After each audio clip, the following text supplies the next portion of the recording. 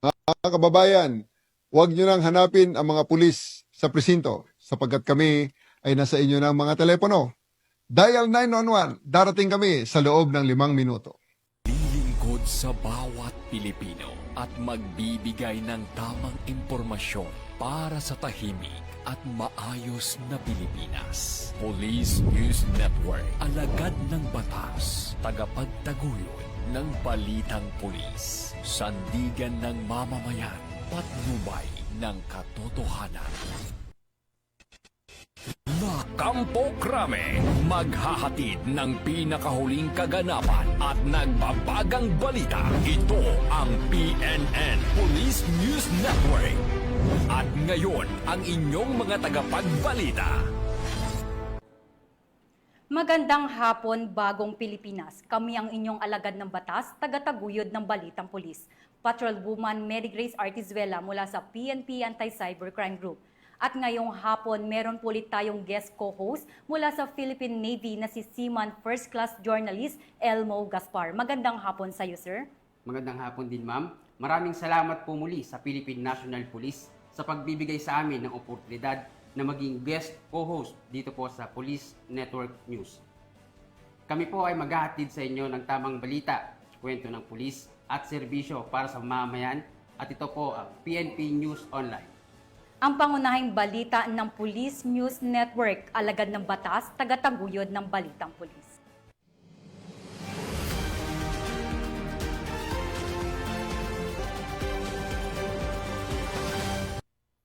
Narito ang mga balitang dapat niyong abangan.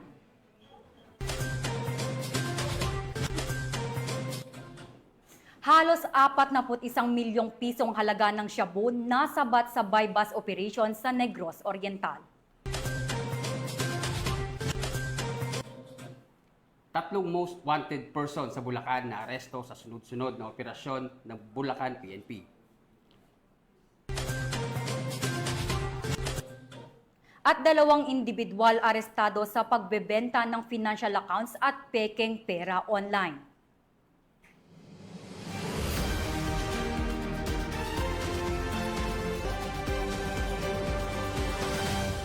Narito ang mga balitang hatid ng ating PNN correspondents mula sa iba't ibang panig ng bansa.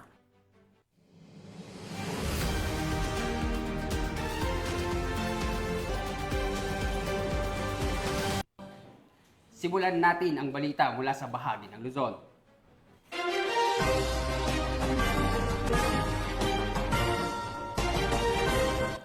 Sunod-sunod ang pagkakahuli ng 3 individual na kabilang sa listahan ng most wanted persons sa lalawigan ng Bulacan matapos ang serye ng hiwalay na operasyon na isinagawa ng pulisya sa magkakaibang bayan. Hindi naman titigil ang kapulisan sa pagtugis sa mga nagtatago sa batas at patuloy ang kanilang paninindigan para sa ligtas, payapa at maayos na pamayanan. Nakatutok dyan si Patrolwoman Gilly Peña.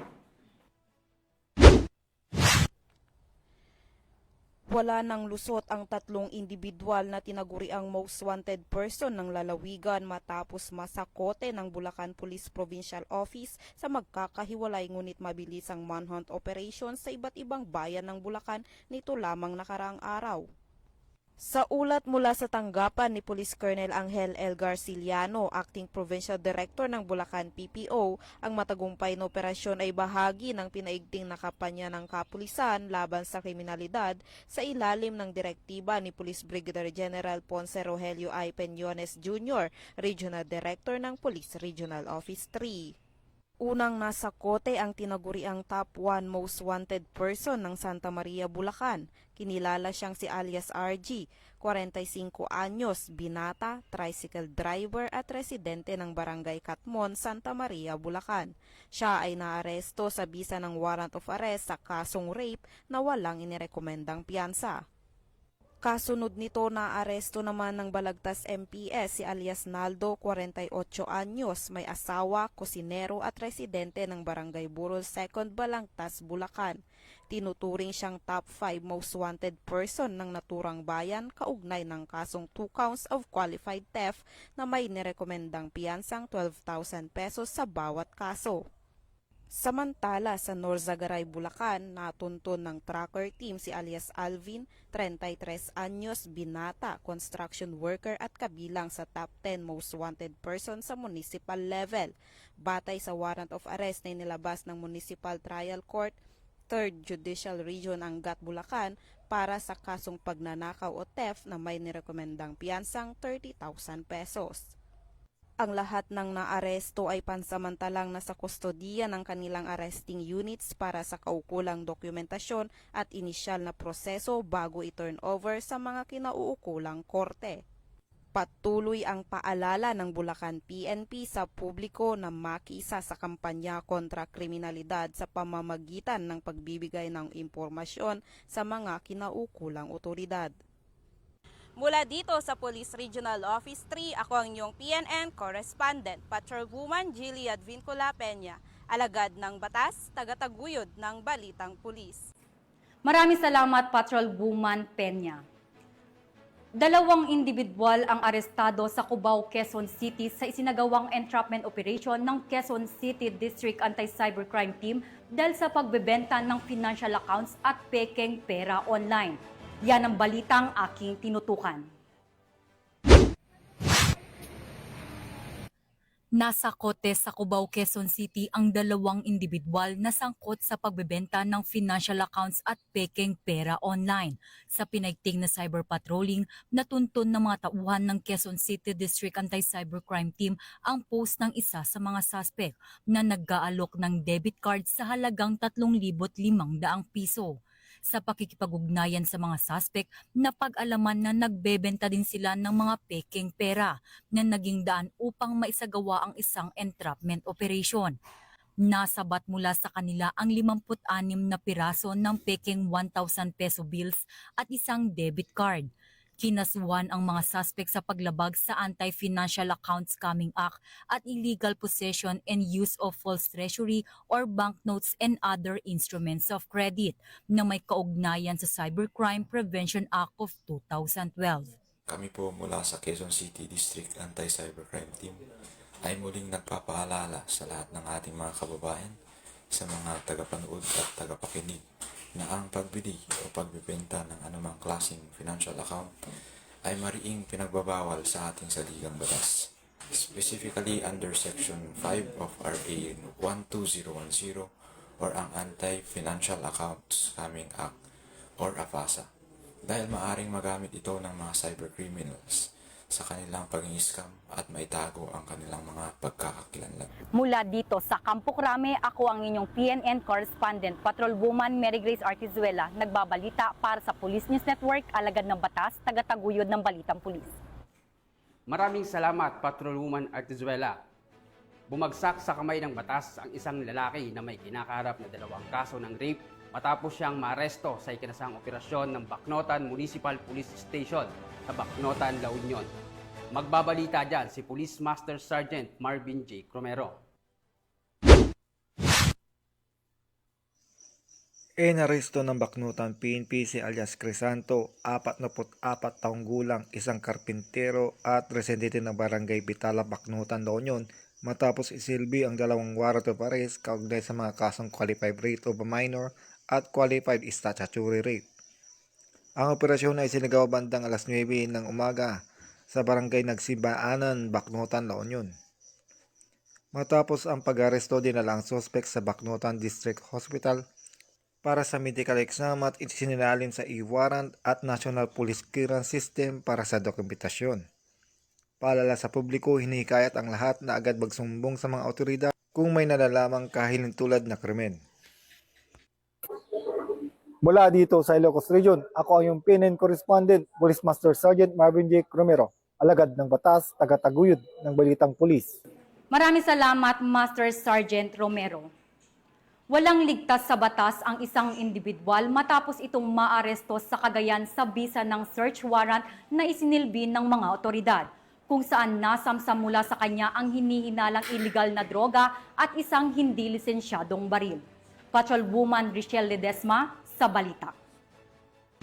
arestado ang isang individual sa bayan ng Apari, Cagayan matapos i-implementa ng otoridad ang search warrant laban sa kanya dahil sa paglabag ng Republic Act 9165 Comprehensive Dangerous Drug Act of 2002 at Republic Act 10591 Comprehensive Firearms and Ammunition Regulation Act noong ika-15 ng Hulyo taong kasalukuyan. Kinilalang suspect na si Akadan, 44 na anyos, walang asawa at residente ng nasabing bayan.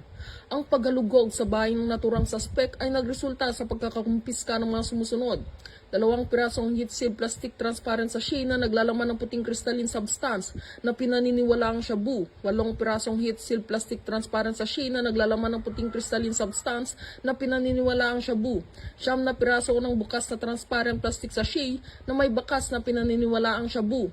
1 pirasong itim na supot, 3 pirasong transparent plastic sachet, 1 unit ng kalibre 45 Colt MK4 na may serial number chamber loaded at may nakasingit na magazine na kargado ng 6 na pirasong bala para sa kalibre 45, 1 itim na holster, 5 maliit na rolled used aluminum foil, 17 pirasong lukot na aluminum foil, 2 lighter orange at green, 2 malalaking rolled aluminum foil, 1 pakete ng transparent plastic sachet, 3 pirasong bala para sa kalibre 38, 1 na itim na data cable box at 1 itim na sling bag.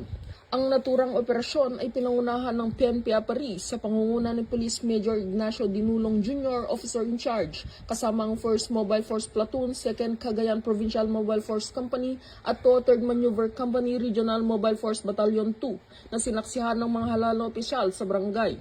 Sa ngayon, ang narestong suspect kasama ang mga nakumpiskang ebidensya ay nasa pansamantalang kustodiya ng himpilan ng PNP Apari para sa dokumentasyon at tamang disposisyon. Mula dito sa Lambak ng Cagayan, ako ang inyong PNN correspondent, Patrolwoman Ledesma, alagad ng batas, tagataguyod ng Balitang Pulis. Maraming salamat, Patrolwoman Ledesma. Isang hinihinalang drug dealer ang naaresto sa ikinasang joint buy-bust operation ng Philippine Drug Enforcement Agency at Baguio City Police Office matapos mahuli sa aktong nagbebenta ng pinaghihinalaang shabu sa lungsod ng Baguio. Ibabalita yan ni Police Master Sergeant Lenny Valerio. Timbog ang isang individual sa matagumpay na entrapment operation na isinagawa ng Philippine Drug Enforcement Agency Cordillera Regional Special Enforcement Team o PDEACAR RSET kasama ang Ifugao Provincial Office at local police na nagresulta sa pagkaaresto ng isang drug dealer sa Barangay Pinsaw, Pilot, Baguio City nito lamang ika-16 ng Hulyo taong kasalukuyan. Kinilala ni Regional Director Derek Arnold C. Carayon ang suspect na si alias Jong, 50 anyos at residente ng Barangay Tabora, Baguio City na samsam mula sa operasyon ang 2 nut-type plastic sachet na naglalaman ng humigit kumulang 150 gramo ng hinihinalang methamphetamine hydrochloride o shabu mula sa suspect. Ang suspect ay nakaharap sa kasong paglabag sa Section 5, Article 2 ng Republic Act 9165 o Comprehensive Dangerous Drugs Act of 2002. Ang Philippine National Police Cordillera ay patuloy sa mas pinaigting na kampanya laban sa illegal na droga upang mapanatili ang kapayapaan at kaayusan sa lugar. Mula dito sa rehiyon ng Cordillera, ito ang iyong PNN correspondent, Police Master Sergeant Lenny Valerio, alagad ng batas, tagataguyod ng Balitang Pulis. Maraming salamat, Master Sergeant Valerio. Formal nang nanumpa sa tungkulin si Police Brigadier General Nestor Babagay Jr. bilang bagong Regional Director ng Police Regional Office 5 sa ginanap na turnover of office ceremony sa Camp Olal, Legazpi City, Albay. Alamin ang mga naging kaganapan mula kay Police Staff Sergeant Tadeus Quintana. Na nagawa ang turnover and assumption of office ceremony sa Camp Simeon A. Olal, Legazpi City, kung saan formal na umupo si Police Brigadier General Nestor Babagay Jr. bilang Acting Regional Director ng Police Regional Office 5. Ipinasa ni outgoing Regional Director Police Brigadier General Andre P. Dizon ang responsibilidad at watawat ng PRO 5 sa harap ng mga opisyal, kawani at bisita bilang simbolo ng tiwala, pananagutan at patuloy na paglilingkod sa rehiyon. Pusong pasalamatan ang naging instrumento ng ating may kapal para maging abli ako ng PRO 5. Unang-una, pasasalamat sa Pangulong Ferdinand Bongbong Marcos Jr. Ganon din sa ating dating DILG Secretary Binhar Avalos at sa kasalukuyang Secretary Janvit Rimulya. Tatlo din pong CPNP ang nagtiwala sa atin. Unang-una si Police General Benjamin Acorda Pangalawa, si Police General Romel Francisco Marbil. At pangatlo, si Police General Nicolas Torre III, ang ating kasalukuyang Chief PNP. Kinilala rin ang kanyang pamumuno sa pagpapatibay ng kampanya laban sa kriminalidad at pagsusulong ng makatao at maayos na serbisyo sa publiko. Ang seremonya ay pinangunahan ni PNP Chief Police General Nicolas D. Torre III na kinatawanan ni Police Lieutenant General Jose Melesio C. Nartates Jr., Deputy Chief PNP for Administration. Sa kanyang mensahe, binigyan diin ni Police Lieutenant General Nartates ang kahalagahan ng matatag na pamumuno sa pagpapatuloy ng advokasya ng PNP tungo sa mapayapa at ligtas na pamayanan. Of excellence and professionalism within the Philippine National Police. The turnover of command ceremony is not merely a formal tradition.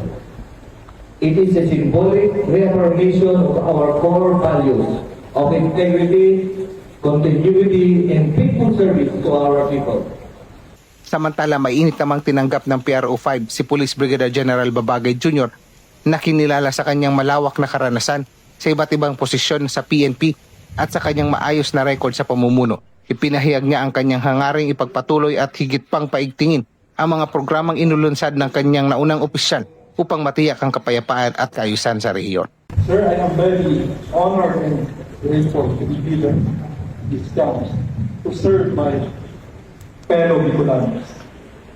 Accepting this challenge is like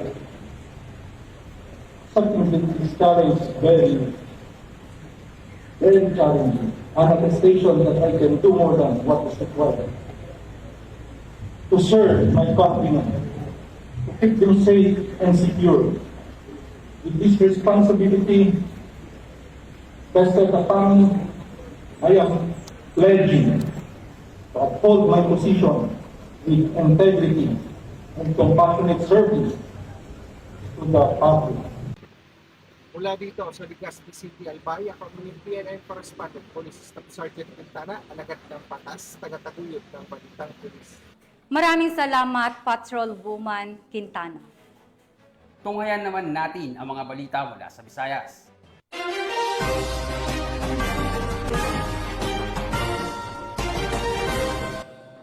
Isang matinding dakok sa operasyon ng iligal na droga ang naitala sa San Jose, Negros Oriental.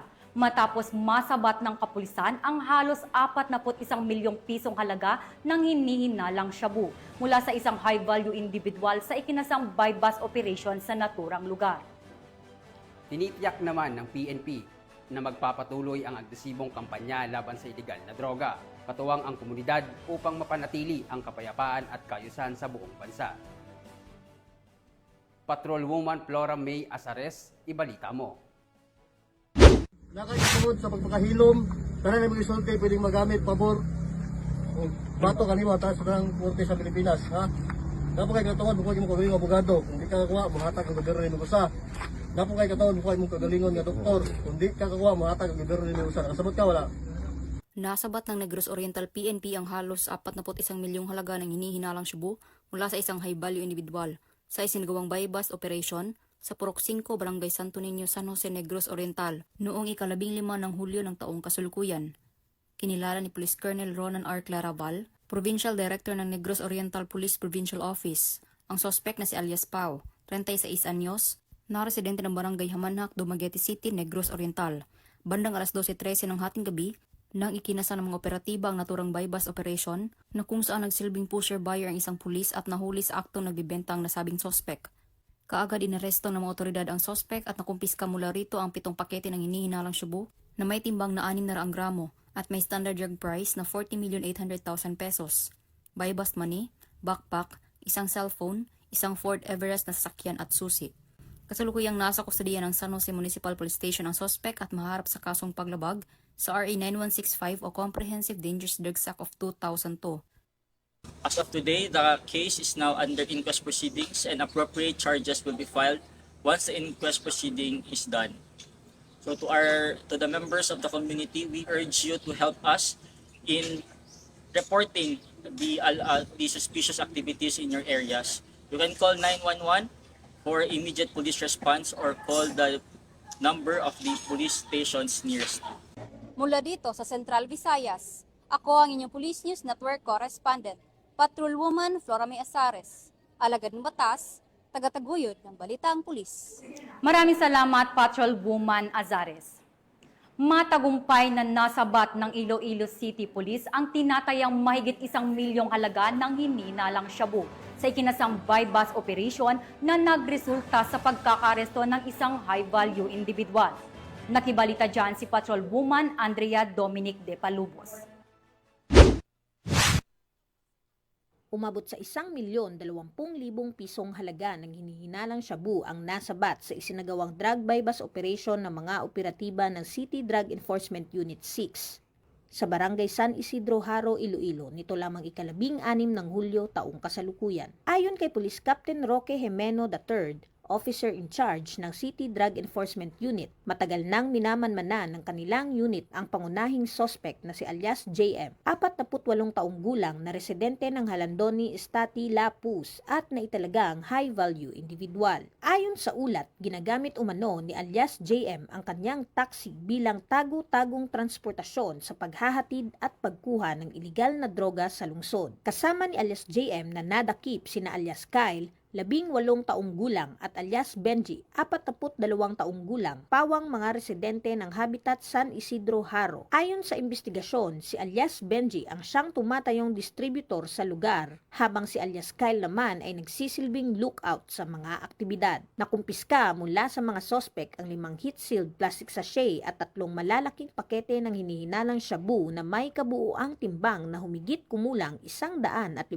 gramo. Kasalukuyang nasa kustodiya na ng pulisya ang 3 sospek at sasampahan ng kasong paglabag sa Republic Act 9165 o ang Comprehensive Dangerous Drugs Act of 2002. Ang matagumpay na operasyon ay bahagi ng mas pinaigting na kampanya ng Police Regional Office 6 na protektahan ang mga komunidad laban sa banta ng droga at wakasan ang mga network ng distribusyon sa rehiyon. Patuloy na nananawagan ang Philippine National Police sa publiko na makipagtulungan sa mga otoridad sa pamamagitan ng pag-uulat ng anumang kahina-hinalang aktibidad tungo sa mas ligtas at drug-free na komunidad. Dahil sa bagong Pilipinas, ang gusto ng pulis, ligtas ka. Mula dito sa Police Regional Office 6, ako ang inyong Police News Network correspondent, Patrolwoman Andrea Dominic de Palobos, alagad ng batas, tagataguyod ng balitang pulis. Maraming salamat, Patrolwoman de Palubos. Narito naman ang mga balita mula sa bahagi ng Mindanao.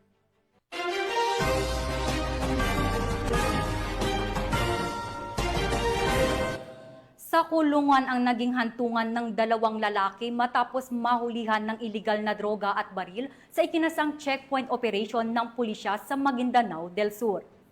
Sinisuguro naman ng PNP ang mas pinaigting na presensya ng pulisya sa mga lansangan upang panatilihin ang kaayusan at kaligtasan ng publiko.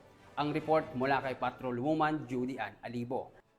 2 lalaki ang naaresto ng mga operatiba ng Datupiang Municipal Police Station matapos mahulihan ng iligal na baril at hinihinalang shabu na nagkakalagang 176,000 pesos sa isinagawang checkpoint operation nito lamang ika-14 ng Hulyo taong kasalukuyan sa Barangay Kanguan, Datupiang, Maguindanao del Sur. Pinangunahan ni Police Captain Anthony A. Basanes, Acting Chief of Police ng Datupiang MPS, ang nasabing operasyon at kinilala ang mga sospek na sina alias Zimmer at Benji, kung saan nasabat ang mga sospek habang sakay ng motorsiklo. Sa isinagawang routine checkpoint, napansin ng mga pulis ang bahagi ng baril na nakalitaw sa baywang ng isa sa mga sospek, kaya't isinailalim sa masusing pag-inspeksyon. Nakumpiska mula sa mga sospek ang isang caliber 45 pistol, 4 na bala, isang magazine, 2 improvised shooter at tinatayang 25.9 gramo ng hinihinalang shabu at nagkakalagang 176,000 pesos. Kasalukuyang nasa kustodiya ng Datupiang MPS ang mga naarestong sospek at nakumpiskang ebidensya para sa dokumentasyon at tamang disposisyon at mahaharap sa kasong paglabag sa Republic Act 9165 o ang Comprehensive Dangerous Drugs Act of 2002 at Republic Act 10591 o ang Comprehensive Firearms and Ammunition Regulation Act. Ayon kay Police Colonel Sultan Salman H. Sapal, Provincial Director ng Maguindanao del Sur Police Provincial Office, ang matagumpay na operasyon ay patunay sa matatag na kampanya ng PNP laban sa kriminalidad. Mula rito sa Police Provincial Office ng Maguindanao del Sur, ako ang inyong PNN Correspondent, Patrolwoman Julian Alibo, alagad ng batas, tagataguyod ng Balitang Pulis. Maraming salamat, Patrolwoman Alibo. Nahuli sa akto ang isang mag-live-in partner sa ikinasang bypass operation ng mga operatiba ng Villanueva Municipal Police Station sa Misamis Oriental matapos mahuling sangkot na nagbebenta ng hinihinalang shabu. Nakatutok dyan si Patrolwoman Riza Zahonya. Arestado ang dalawang individual sa ikinasang bypass operation ng mga operatiba ng Villanueva Municipal Police Station sa Barangay San Martin, Villanueva, Misamis Oriental. Kinilala ni Police Major Princess Bergado, officer in charge ng Villanueva Municipal Police Station ang mga suspect na sina alias Julie, babae, 23 anyos, at alias PJ, lalaki, 35 anyos, mag-live-in partner at residente ng nasabing lugar.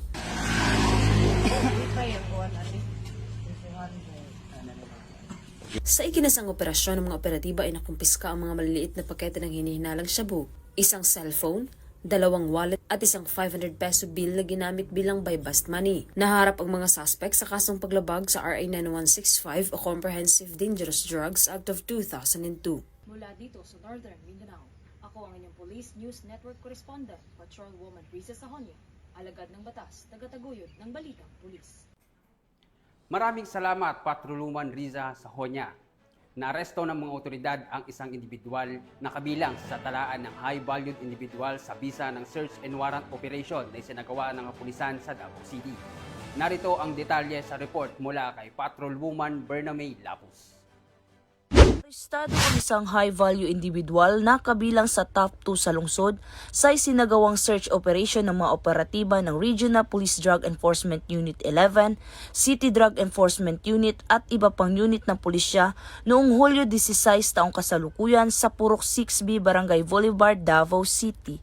Kinilala ni Police Major Minar D. Pascual, hepe ng RPDU 11, ang suspect na si alias Huntoy, 47 anyos, walang trabaho at residente sa naturang lugar. Isinagawa ang operasyon sa bisa ng Search Warrant number 2562 kaugnay sa paglabag sa Republic Act 9165 o ang Comprehensive Dangerous Drugs Act of 2002. Nasamsam mula sa suspect ang 4 na pakete ng hinihinalang shabu na may bigat na humigit kumulang 90 grams at tinatayang halaga ng 612,000 pesos, isang sling bag at marked money na ginamit sa operasyon. Ang suspect ay kasalukuyang nasa kustodiya na ng mga otoridad at mahaharap sa kasong paglabag sa RA 9165. Samantala, patuloy ang Police Regional Office 11 sa pagsasagawa ng mga operasyon upang supilin ang lahat ng uri ng iligal na mga aktibidad bilang bahagi ng kanilang tungkuling panatilihin ang kapayapaan at kaayusan sa rehiyon. Mula dito sa Police Regional Office 11, ako ang inyong PNN Correspondent, Patrolwoman Bernamay Lapus, alagad ng batas, tagataguyod ng Balitang Pulis. Maraming salamat, Patrolwoman Bernabé Lapus.